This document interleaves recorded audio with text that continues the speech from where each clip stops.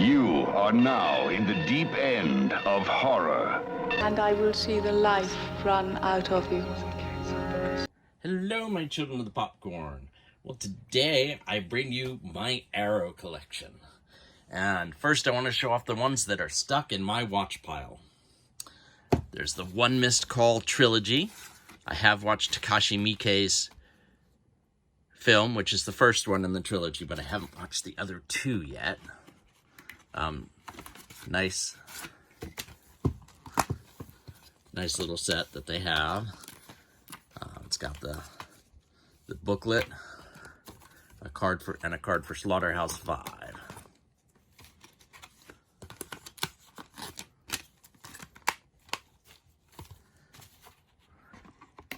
And as usual for Arrow, more extras than you could possibly watch.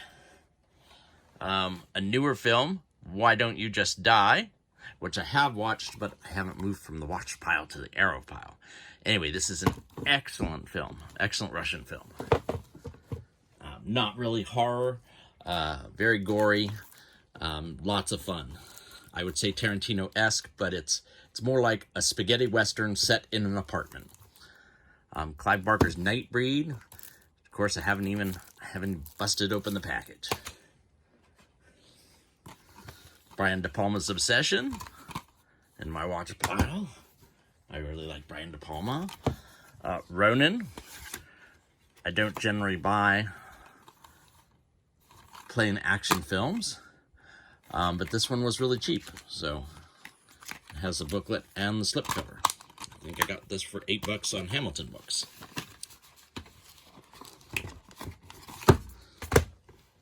Also in the watch pile, Brian De Palma's Phantom of the Paradise.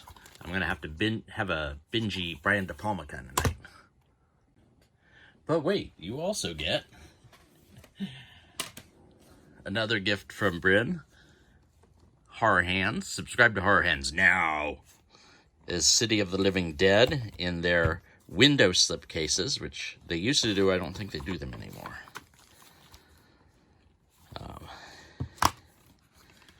And it, of course, has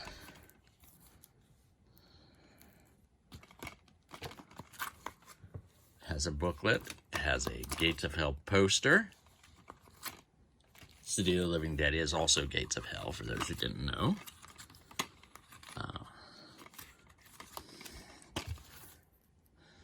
And then the unopened set of art cards.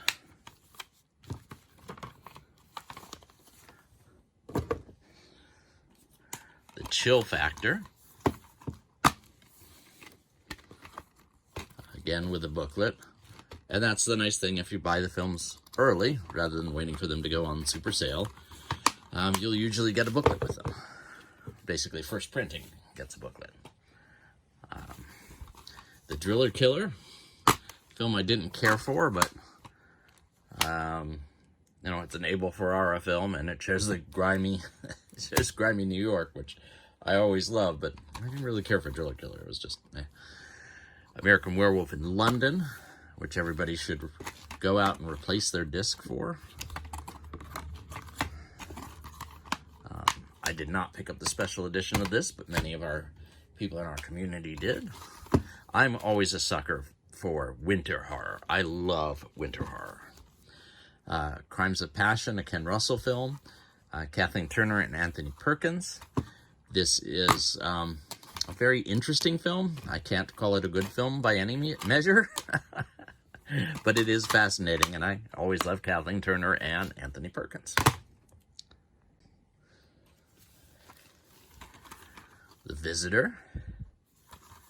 A really weird psychedelic oddity. Yeah, it says here it's a bizarre mishmash of Close Encounters and 70s possession movies such as Exorcist and Omen. But it stars John Huston, Mel Ferrer, Lance Henriksen, Shelley Winters, and Franco Nero. It's just a fascinating oddity.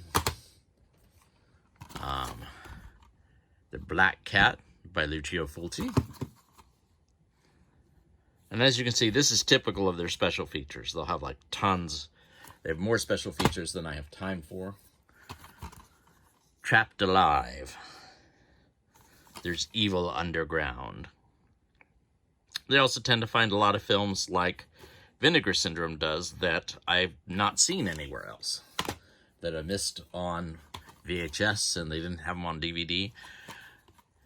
My collection of The Things wouldn't be complete without the Arrow version, even though the Arrow version is included in the, or rather the Arrow, the Arrow version is included in the Scream Factory 3-disc steelbook set. Terraformars, film about space cockroaches and having special powers. Arrow's cases are always super thick. They're like DVD thick, DVD size thick. The stuff, can't get enough of the stuff. And this one I got early enough that I got a booklet. This is one that I like. I find this one divisive because Michael Moriarty plays the main character and he is very off-putting. And so people tend to like or not like the film based on his character. Society, one of the lowest body count horror films ever, but definitely a complete freak out in the body horror department, as the booklet seems to indicate. Oh, there's a giveaway for you. Anyway, a fascinating watch. Slugs by Juan Piquer Simon, who you might remember from making Pieces. And Slugs, best film about killer slugs.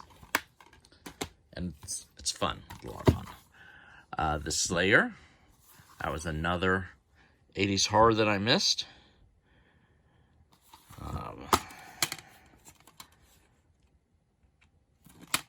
Blu-ray and DVD and booklet.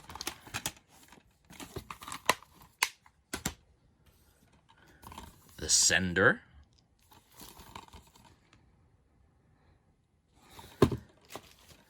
John Landis's Schlock. It's one of his well, I can't say earlier comedy films. It's interesting. Yeah, it's really dated, and a lot of the humor really relies on stuff from back then. So it's not, I don't know that it's a very fun watch these days. Scared Stiff, unless you get all the references. I mean, heck, we don't have gorilla movies. When was the last time we had a gorilla movie? Scared Stiff with the booklet. Satan's Blade. The treasure trove of 80s horror, 80s unknown horror. Sho Kosugi in Rage of Honor. Justice is Here. This was super cheap on Hamilton. I think it's sold out since, but it was $5. Psychomania. Back in that brief time when biker pictures were super popular. You know, this one and Werewolves on Wheels. There are a few others. The Prey, one that Arrow thought well enough of that they gave it a slipcover, limited edition 2-disc Blu-ray. And I imagine that you even have a permit, a mock-up permit, and a booklet.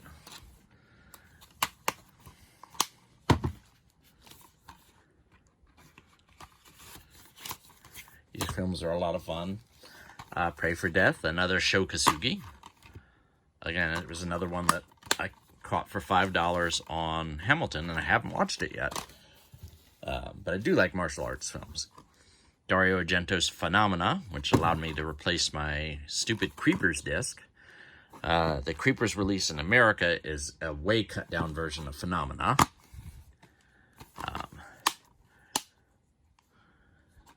The wonderful Jennifer Connelly and the also always wonderful Donald Pleasance are in Phenomena.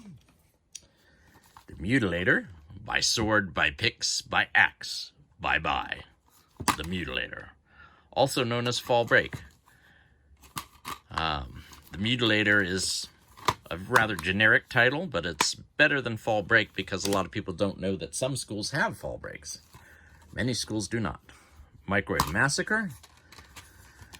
I thank goodness I picked this one up cheap. I had not seen it. It is awful.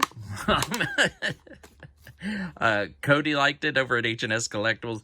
I didn't. The humor's just dated. It's like Borscht Belt comedy, and it just didn't appeal to me. Continuing on. Let's go ahead and replace these. Matinee is one of the first Arrow video releases I picked up because I never thought it'd be released in the US. And of course I ended up getting the little booklet with it. Most of their 2D releases, the earlier 2-disc releases, are because it's a Blu-ray and a DVD. Like Vinegar Syndrome, that's how they started out, but then they stopped that. Anyway, Matinee is a great story. John Goodman plays William Castle.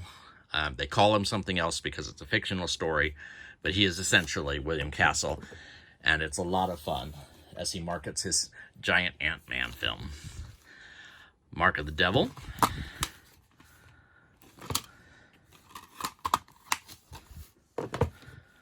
Another gruesome film. Madhouse.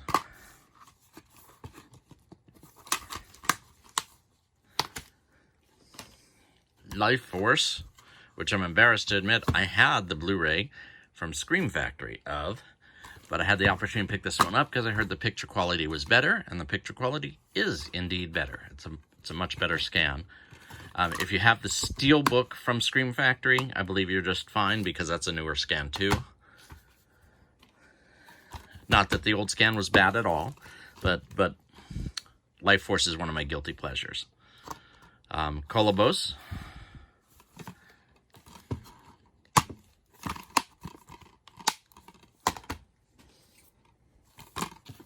Killer Clowns from Outer Space, always a favorite. My granddaughter watched this recently with me, and she loved it. The Initiation.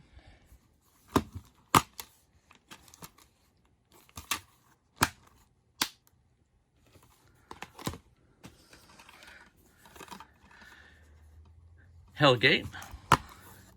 I remember these as being a lot of these as being entertaining, but there are so many similar films in the 70s and 80s that it's hard to remember the details about each one.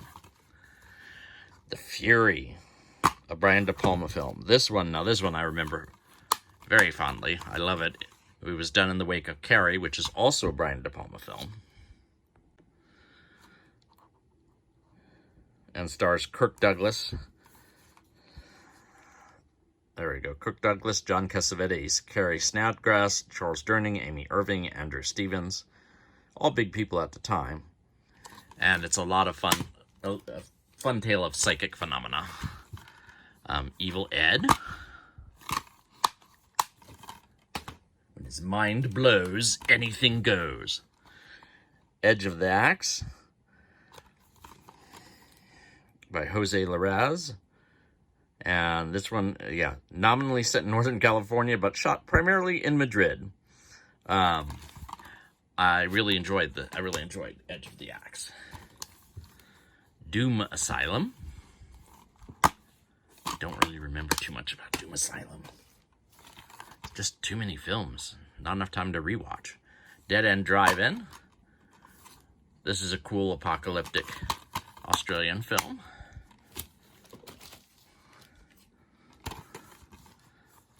The Count Yorga Collection. The 2 Count Yorga films starring Robert Quarry. They tried to turn him into a horror star. It didn't really work, but he was in half dozen or so horror films. Chud. I love Chud. Joe Bob Briggs hates it. But I think it's a great story of things living in the sewers of New York. Cannibalistic humanoid underground dwellers. Kaltiki the Immortal Monster. A film in part by Mario Bava. one of his first. See, they mention Ricardo Frida, but it's nominally by Ricardo Frida, and people think that Mario Bava is really the one who made the film, rather than just assisting on the film. And it's a version of The Blob, really. The Bloodthirsty Trilogy, which I picked up cheap. It's got The Vampire Doll, Lake of Dracula, and Evil of Dracula. 3 Asian vampire films. And I haven't taken the time to watch it. I could take a year off and probably not catch up on all my films. Blood Rage, which is the Thanksgiving movie. That's not cranberry sauce. A lot of fun. Barren Blood. This is an earlier gory film starring Joseph Cotton and Elkie Summer. It's one of Mario Bava's films. Pitch Black, one of their more recent releases, 4K of Pitch Black, and I picked it up both because, of course, I love the film. The other Riddick films are just okay. They make the mistake that Hannibal makes. Not the TV series, but the movie. Hannibal is fantastic as a side character. He is a lot less interesting as the main character. And so Pitch Black is the same way. Riddick's part of an ensemble cast, which works fantastic in this film. In the other films, he dominates the film. The film's all about him. And he's a Superman, nothing's going to happen to him. So there's no tension in any of those films. So, anyway, the visuals in Pitch Black are fantastic, so I thought they would come out well in 4K, and boy, do they ever. Not so much for the 4K part, but the HDR. The colors are just unbelievably, just marvelous. You should definitely get this if you have 4K television. Eaten Alive.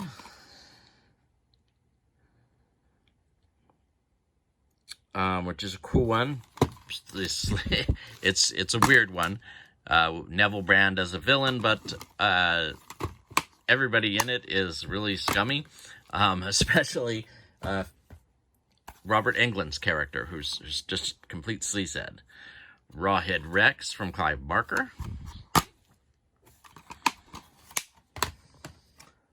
Very nice steelbook of RoboCop. Here's another one where their transfer was absolutely fantastic.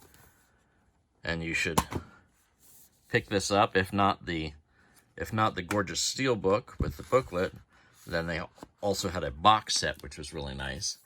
But just picking up their new release of RoboCop, the color and picture quality are amazing.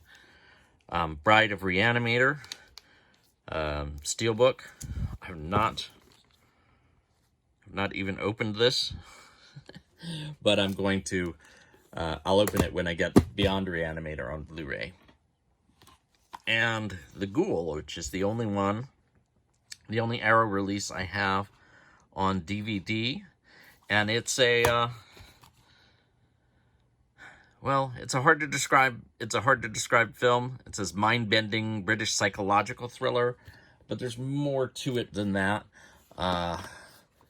Somewhat along the lines of Groundhog's Day, one of those time loop films, but in a different way.